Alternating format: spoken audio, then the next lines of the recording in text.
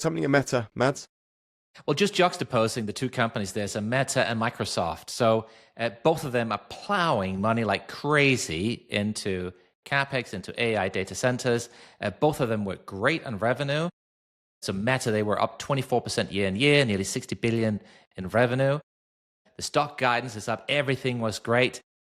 They're not selling models, but everybody is super happy to see them put more money into AI, because the story is basically, look, we're going to use the AI and we're using the AI to make our ad business better, and it's really working, and we're making money like bandits.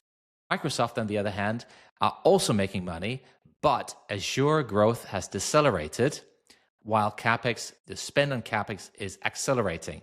And so the street was worried and saying, listen, you're spending more on CapEx, but your revenue growth is going down. That's the wrong correlation between the two. And therefore, the Microsoft share was sent down by 7%, despite beating earnings forecasts. So a tale of two cities there. And Tesla, I mean, I think I remember reading this is the first year that Tesla didn't make a profit. Is that right, Mads? It's so they've been loss-making before, but it's the first time they've had revenue decline. So the revenue declined because they've lost a lot of share. BYD has overtaken Tesla as the world's largest EV seller now. But even so, the stock was up. And Musk, he's totally reframed what's happening here. He's saying, you don't worry about the cars. We're no longer a car company. We're pivoting, right? We are a physical AI company. Is that what he's saying? That is what he's saying. Okay, Boom. we'll invest. There we go. Yeah. It feels like this is going to be styled out as a pivot into whatever. I mean, Optimus Primes or something. Well, into robot taxis and to actual into Optimus program, right?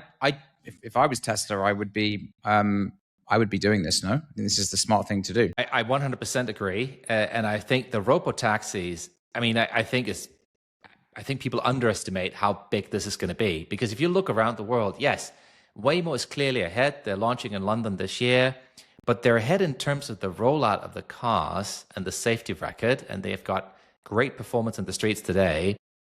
Tesla still hasn't cracked driverless to the level Waymo has, but their tech platform is much, much cheaper, and everybody is betting on, or at least all investors are betting on, the moment they crack it, they're going to become unstoppable, because they have a much cheaper platform. It's a fraction of the cost of Waymo's platform, and they have so much data from having so many more cars on the roads.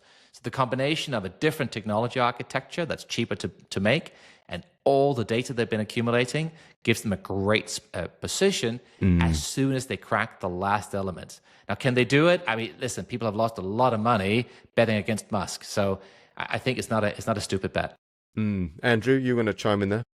Yeah, just on the comparison between Meta and Microsoft, I always find it a bit arbitrary, really, because, of course, they're both one of these big companies, but over 80% of Microsoft's money comes from business and enterprise.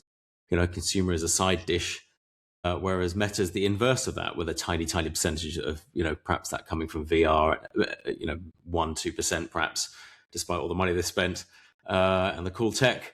But everything else it's an ad business. And so I think, it's macro trends are interesting, but that's where the comparison stops for me.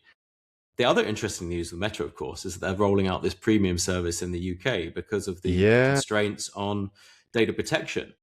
And that's going to dent their profits, because I think the price points are $2.99, $3.99 on iOS and Android. But that's considerably lower than the ARPU, the average revenue per user they'll be getting for a user in the UK for ads across the board, probably down at 25% of the ARPU they'd expect. So they're going to be taking a hit on for the premium users in order to continue to serve them. And I suspect most users won't pay, the $8, $9 that they're probably making per user.